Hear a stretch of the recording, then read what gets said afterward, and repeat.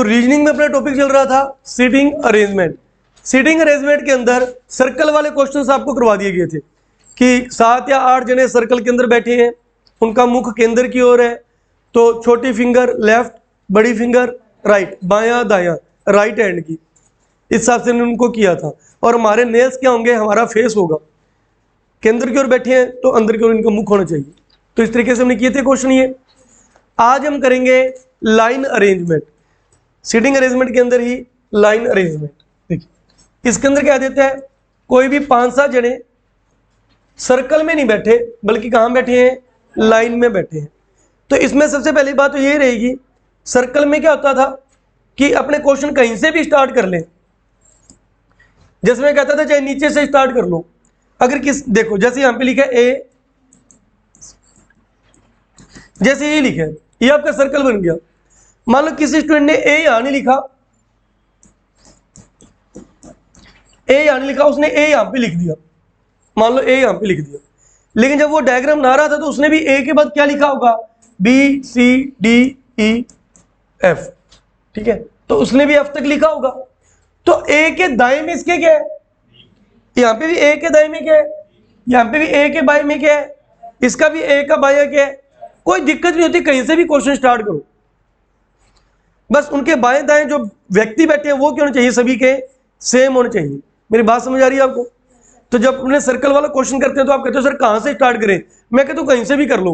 पहली लाइन आ गई, बी ए का दायां है, बी ए का दायां, किसने तो ए नीचे लिखा और किसने ए यहां पे लिखा, कोई दिक्कत नहीं, ये भी ए के बाद किसको बिठाएगा, ये भी ए के बाद किसको बिठाएगा, बी को। तो क्वेश्चन कहीं से भी स्टार्ट हो सकते हैं, लेकिन आपके बाएं दाएं जो व्यक्ति बैठे हैं वो सभी स्टूडेंट्स की क्या होनी चाहिए, सेम होनी चाहिए, ठीक है। लेकिन जो लाइन अरेंजमेंट का क्वेश्चन है, लाइन अरेंजमेंट के क्वेश्चन में आप अपनी मर्जी से कहीं से भी इसको स्टार्ट नहीं कर सकते। इसमें कहते हैं, मान लो इसमें भी उसने कहा कि 7 व्यक्ति हैं, उत्तर दिशा में मुख करके बैठे हैं, 7 व्यक्ति उत्तर दिशा में मुख करके बैठे हैं, तो इसमें भी पहला काम लाइन खींचो, दूसरा काम 7 व्यक्ति बना दो, 1 2 3 4 5 6 7, 7 व्यक्ति बना दिए।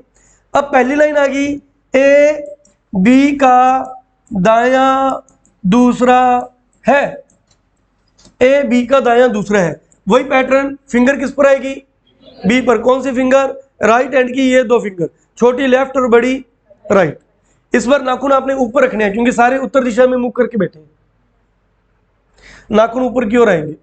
लेकिन बात सर स्टार्ट कहां से करें, बी कहां पे लिखें, क्योंकि पहले किसका नाम लिखोगे, बी का, बी का, क्योंकि बायां दायां किसका बनाना है, बी का। सर्कल वाला होता तो भी तो बी लिखते पहले, सर बी कहां लिखे, यहां यहां यहां, ये आप अपनी मर्जी से स्टार्ट नहीं कर सकते, आपको आगे की लाइन पढ़नी पड़ेगी, आइडिया लगाना पड़ेगा कि स्टार्टिंग में बी कहां पर आएगा, बी यहां भी हो सकता है, बी यहां भी हो सकता है, बी यहां पे भी, यहां पे भी, यहां पे भी, लेकिन बी यहां नहीं हो सकता, बी यहां नहीं हो सकता। वाई, क्योंकि उसने कहा है कि जो ए है वो बी का दायां, अगर बी यहां पर आया तो बी पे फिंगर रखी, बी का दायां दूसरा कौन है, ए, तो यहां पे दूसरे की जगह है ही नहीं, तो ए नहीं आ रहा तो फिर बी भी वहां पे गलत है। बी यहां पे बिठाया तो बी का दायां दूसरा ए नहीं बन रहा, नहीं बन रहा ना, तो बी की ये 2 जगह नहीं आ सकती। इसके बाद मान लो उसने हिंट दे दी, ए कॉर्नर पर यानी किनारे पर नहीं बैठा, ए किनारे पर नहीं बैठा, मान लो उसने हिंट दे दी। अब बी यहां पर भी नहीं आएगा, क्यों, अगर बी यहां पर आया तो बी का दायां दूसरा कौन है, ए कहां पर बैठेगा, यहां पे, और ये क्या है, किनारा है, तो उसने हिंट दिया कि ए किनारे पर भी नहीं आएगा, तो ये लाइन भी क्या होगी, कैंसल, तो बी इनमें से कहीं पर आएगा। ऐसे में हिंट देखनी पड़ेगी, हिंट के अकॉर्डिंग करना पड़ेगा। मान लो उसने इसके बाद कह दिया कि बी का बायां दूसरा, बी का बायां दूसरा सी है, मान लो उसने ये लाइन दे दी, बी का बायां दूसरा सी है।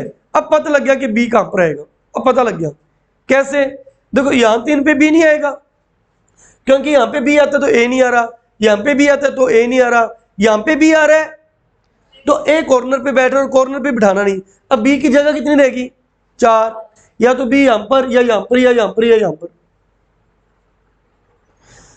अब अगर बी को यहां बिठाया तो बी का दायां दूसरा, बी का बायां दूसरा, बी यहां पे आ सकते हैं। बी को यहां बिठाया तो बी का दायां दूसरा, बी का बायां दूसरा, बी यहां पर भी आ सकते हैं। लेकिन बी यहां नहीं आ सकता क्योंकि बी का बायां दूसरा सी नहीं बन रहा। बी यहां भी नहीं आ सकता क्योंकि बी का बायां दूसरा सी नहीं बन रहा। तो बी की कितनी जगह आ गई? 2 जगह। अब आगे कोई एक आधी हिंट और देगा तो पता लग जाएगा कि बी कहां आएगा। ऐसे करते हैं ये क्वेश्चन।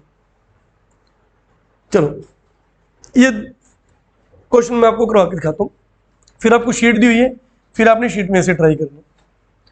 देखिएगा सभी का ध्यान इधर होना चाहिए समझने में। सबसे पहले क्या लिखा है? A B C X Y Z, एक पंक्ति में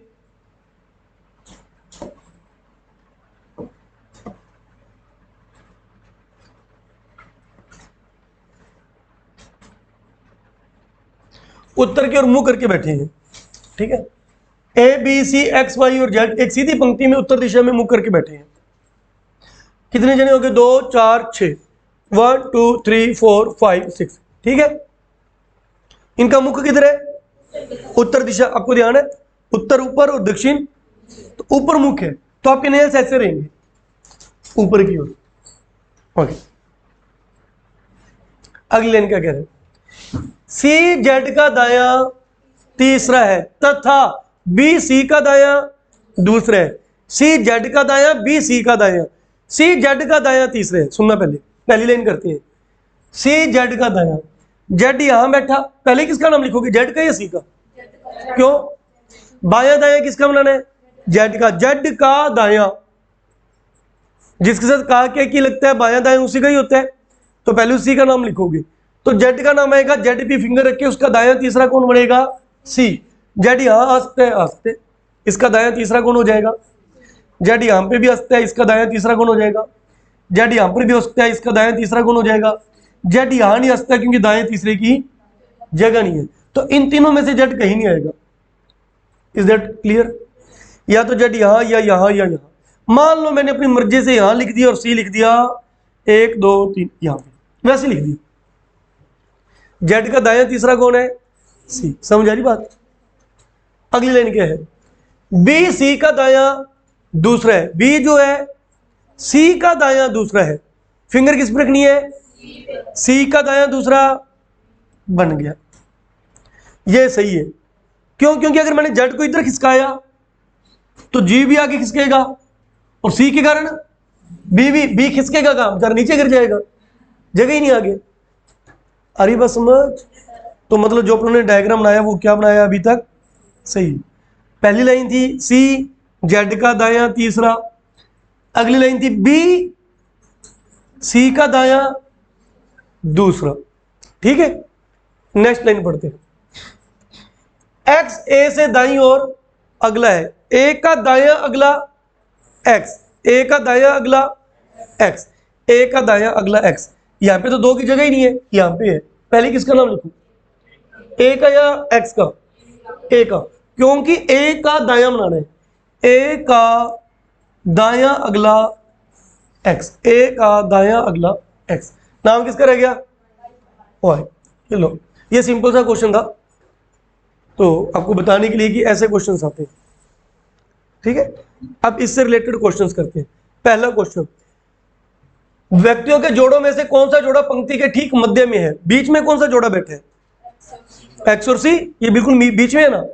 किनारों पर क्या होता तो जेड और बी, बीच में क्या है तो एक्स और सी।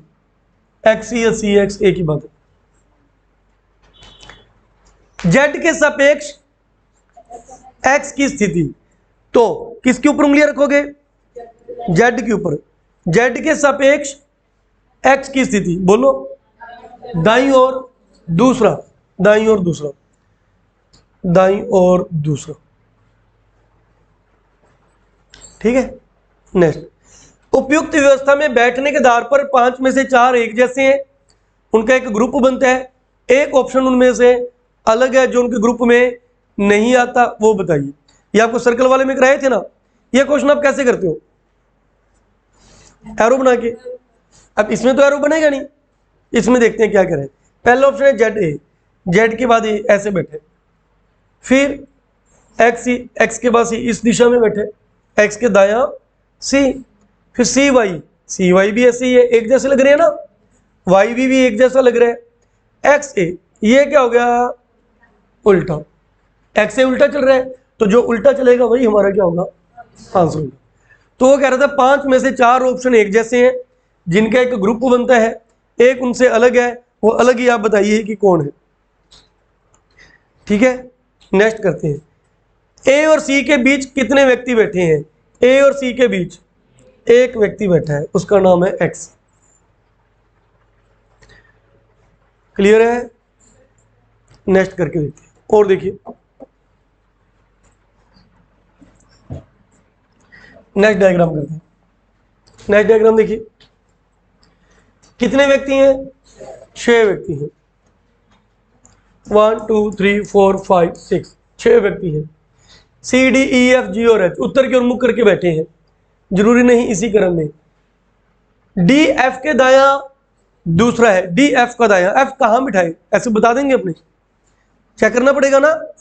डी एफ का दाया दूसरा, तो एफ यहां बैठेगा तो डी यहां बैठ जाएगा, एफ का दाया, एफ यहां तो डी यहां, एफ यहां तो डी यहां, एफ यहां तो डी यहां, बहुत से ऑप्शन है, बस एफ यहां नहीं बैठ सकता क्योंकि आगे डी के बैठने की जगह नहीं है, ये 2 जगह पे एफ नहीं बैठेगा, उसके अलावा हम 4 जगहों पर एफ को बिठा सकते हैं। तो अभी मेरे को कोई खास क्लियर नहीं हो रहा, मैं ये लाइन छोड़ देता हूं, अगली लाइन पढ़ता हूं। सी एच का बायां चौथा और एच अंतिम छोर पर नहीं है, इसमें काफी फासला, इस लाइन को करके देखते हैं। सी किसका बायां चौथा? एच का। पहले किसका नाम लिखा जाएगा? एच का, क्योंकि उंगलियां किस पर आ रही हैं? एच पर आ रही है, और एच को कॉर्नर पे बिठाना नहीं है, तो एच यहां बैठा, तो इसका बायां चौथा 1 2 3 4 कौन है? सी। फिक्स हो गया, ये यहीं बैठेंगे। क्यों? क्योंकि एच को अगर यहां बिठाया तो सी के बैठने की जगह ही नहीं है, और एच यहां बैठता नहीं क्योंकि एच किनारे पे नहीं बैठा, तो एच फिर यहीं बैठेगा। ठीक है, नेक्स्ट लाइन क्या लिखी है? ए डी का दाया दूसरा है, और ये डी इस लाइन में भी है, डी इस लाइन में भी था, कॉमन हो गया ना। अब इस लाइन को बनाते हैं, क्या लाइन थी? डी एफ का दाया दूसरा, चलो मैं मान लेता हूं कि डी एफ का दाया दूसरा ऐसे है, मान लेते हैं। नहीं सही हुआ तो एफ यहां लिखूंगा तो यहां तो डी आता ही नहीं, या नहीं तो फिर एफ यहां पे और डी यहां पे। डी कौन है? एफ का दाया दूसरा, डी एफ का दाया दूसरा। आगे क्या लिखा? और ये लाइन क्या? ई डी का दाया दूसरा, जो ई है वो जगह है ना, ई डी का दाया दूसरा। बन गया डायग्राम। नाम किसका रह गया? जी का।